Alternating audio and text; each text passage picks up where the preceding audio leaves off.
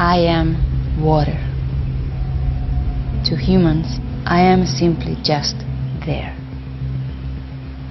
I'm something they just take for granted. But there is only so much of me, and more of them every single day. I start as rain in the mountains, flow to the rivers and streams, and end up in the ocean. Then the cycle begins again. And it will take me 10,000 years to get back to the state I'm in now.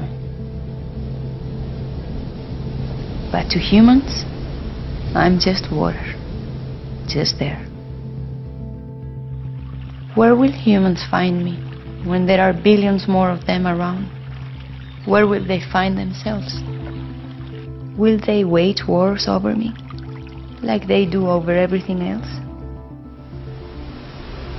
That's always an option, but it's not the only option.